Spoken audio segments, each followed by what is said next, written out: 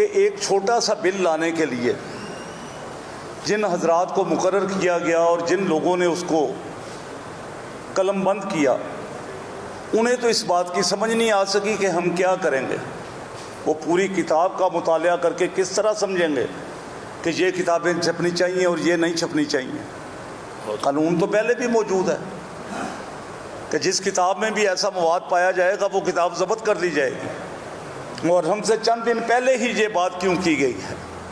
क्या ये बिल इससे पहले नहीं लाया जा सकता था, या इसके बाद असम्बली ख़त्म हो जानी थी? वही असम्बली थी जहाँ पर उसने पेश होना था। तो ये टाइम जो मुकर्रर किया गया है, ये आप भी समझते हैं कि इस वक्त इस बिल पर कितनी तशवीश पाई जाती है। इससे पहले दूसरे मसालक के जितने भी उलमाए कराम हैं वो फ़र्ज़न इस पर एतराज़ कर चुके हैं। ये कैसे मुमकिन है? हम नमाज में तो सलाम पढ़ते हैं अहले बैत पर, हम नमाज में तो सलामती भेजते हैं उन पर, और उनके नाम के साथ अलैहिस्सलाम लिखना जुर्म करार दे दिया जाए। लेकिन इस बिल के लिए इतनी ज़्यादा तगोदो क्यों की गई और इतनी जल्दी में इस बिल को पेश कर दिया गया कि जो शायद कभी मुमकिन ही ना होता। मिज़ारात पर जाने के लिए दरवाज़े बंद कर दिए गए हैं। जो मुकामात हमें दिल को सुकून देने के लिए थे उनको अलग-अलग और हमें अलग-अलग कर दिया गया, और हम सब लोगों को जो इकट्ठे बैठते थे वो बिखर कर रह गए। एक दूसरे के पद पर एतराज़ात और एक दूसरे पर ये गुफ्तगू की बौछार, ये हमें किस तरफ ले जा रही है? तो जो लोग इकट्ठे बैठ रहे थे, कल तक ये कहा जाता था कि उलमा लड़ रहे हैं, उलमा किसी को के सामने नहीं जाते।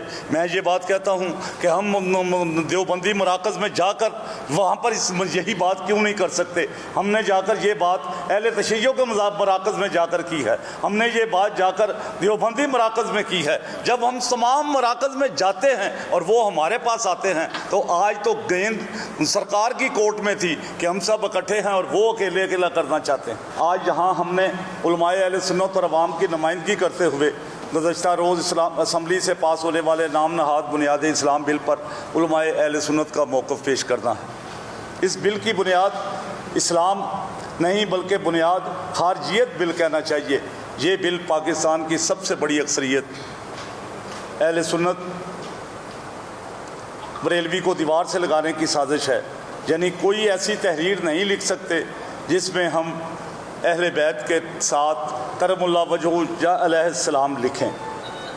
सबको मालूम है कि हम अज़ान से पहले आल पर भी सलाम पेश करते हैं और असहाब पर भी सलाम पेश करते हैं।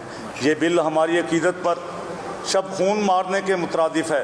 ये बिल जिसका नाम बुनियाद इस्लाम बिल रखा गया है, पता नहीं ये किस बुनियाद पर ये रखा गया है। हम ये समझते हैं कि अहले सुन्नत के साथ इससे ज़्यादा धोखे वाली बात और नहीं हो सकती। अगर ये बिल एक्ट बन जाता है तो ये इस्लाम हम तहरीर में नहीं ला सकते।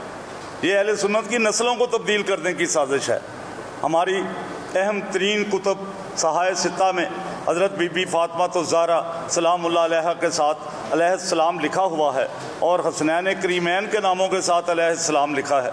इस बिल के ज़रिए ये साजिश की जा रही है कि इन कुतुब की शायद पंजाब में रोक दी जाए, और शायद इसीलिए ये पाबंदी लगाई गई है कि जो इस्लामी कुतुब आइंदा पब्लिश होंगी वो पहले DGPR से मंजूरी लेंगे और फिर वहाँ से वो उलमा बोर्ड के पास जाएगी, और शायद वो उसकी वापसी तक उस किताब का जो पब्लिशर है वो छापने से ही इनकार कर दे या वो छापने की कोशिश ही ना करे।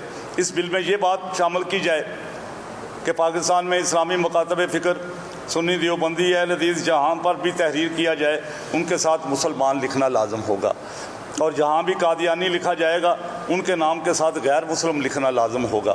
इस बिल में जहाँ पर खुलफाए राशिदीन का लफ्ज़ लिखा गया है वहाँ पर खुलफाए राशिदीन के साथ 5 खुलफाए राशिदीन लिखा जाए, क्योंकि अहले सुन्नत कायद के मुताबिक खुलफाए राशिदीन का सिलसिला हज़रत सैयदना इमाम हसन अलैहिस्सलाम तक जाता है। ये बिल पाकिस्तान की बड़ी अक्सरियत अहले सुन्नत सूफिया के ख़िलाफ़ साजिश है। हम तो दाता गंजबख्श के नाम के साथ भी फैज़ आलम और मज़हर नूर खुदा लिखते हैं। हम हुकूमत पर वाज़े करते हैं कि फ़िलफ़ौर इस बिल को वापस लिया जाए, और गवर्नर पंजाब से मुतालबा करते हैं कि उलमाए अहले सुन्नत की तशवीश के पेश नज़र इस पर हरगिज़ दस्तखत ना करें।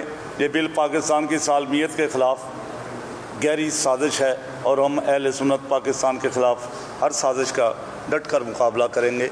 कल तक इत्तेहाद उम्मत का दर्स देते रहे, वो तो ख़ुद तफरकाबाजी चाहते हैं और एक शरारत ख़त्म नहीं होती, नई शरारत का वजूद आ जाता है, सामने आ जाता है। कभी किसी नाम से, कभी किसी नाम से, कभी किसी बात से, कभी सईदा फातिमा तो ज़हरा सलामुल्लाह अलैहा का मामला आ जाता है। वो अगर वो मामला ख़त्म होता है, सईदना अबू तालिब का मामला सामने आ जाता है। ये मामलात हम जो सामने ला रहे हैं, ये क्यों ला रहे हैं? क्या 1450 साल से इनका किसी को पता नहीं था या उलमाए किराम जानते नहीं थे?